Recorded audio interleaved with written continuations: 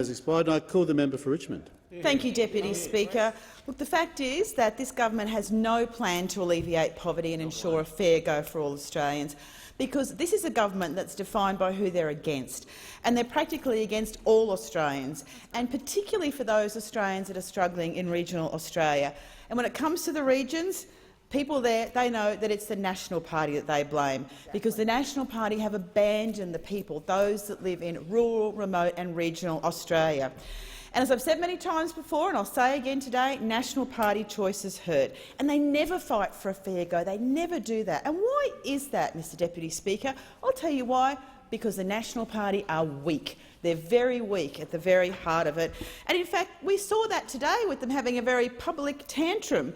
They were quite upset when the Prime Minister did make an announcement on radio at the same time that they were having a press conference. So what's their reaction to that? Have a huge tantrum. Have a huge tantrum. And it's all outlined in a very interesting tweet by Thomas O'Brien, who of course is the Sky News Canberra Bureau Chief. Now, Deputy Speaker, I won't actually read the detail of the tweets, the wording of it, and these are the National Party's words about themselves, are actually quite offensive and indeed I think not quite parliamentary language, but they've even admitted themselves they are weak. That is the reality.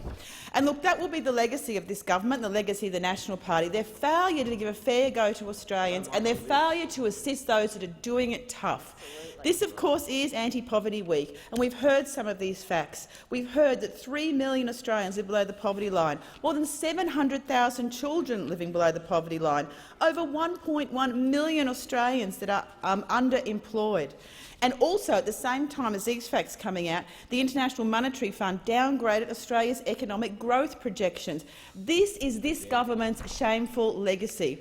The fact is people are struggling, and especially struggling in the regions, and this government's failure to act is making life more and more difficult, whether it's young people looking for work or wanting to study, whether it's our seniors struggling on their pensions or desperate for home care, or whether it's those Australians on Newstart doing it tough, or it's workers impacted by the cuts of their penalty rates, or all those people that are at risk of homelessness or can't find affordable housing, or whether it's sick people in need of a healthcare system, or farmers suffering in the drought. They're so desperate for real action from this government. But the fact is, this National Party and this government have failed to support all of them, all of those people in need. And it's a government without a plan. They're not fixing the NDIS and Centrelink. They're not reversing their cuts to pensions. They're not properly investing in our schools and TAFEs and universities. They're not properly investing in our health and hospital services.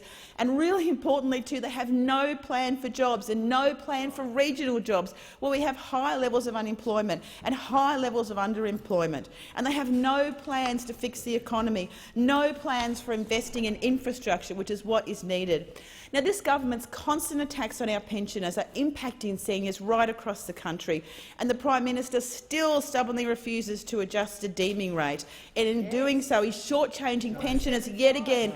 We know this government's got a really extensive history of cuts to the pensions, going back to all their horror budgets over the past few years. Time and time again they've attacked our pensioners. We also have a government ignoring the calls from many in the community to have an increase to Newstart, and again we call on them to do that. There is an urgent need to raise the rate of Newstart.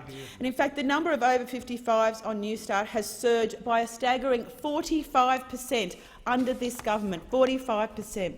And with a quarter of Newstart recipients 55 or over, many people who have worked their whole lives are now living in poverty and struggling to find affordable accommodation.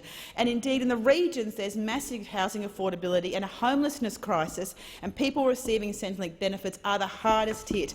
And families and individuals without secure full-time employment and who rely on some form of Centrelink allowance to survive are doing it really tough, and this government just doesn't care. They also have a shameful economic record on top of that. Australians are really worried about their job security. They're worried about their massive increases to their living costs. They're worried about their wages. They're really concerned. But this government and this National Party continue to do nothing. They have no plans at all to meet the economic challenges facing our nation, and there are many economic challenges, and they have absolutely no agenda at all to build a better and bigger and stronger Australia, no plans for investing in infrastructure, and this is a government also that has no plan to alleviate poverty and to assure a fair go for all Australians, no matter where they live.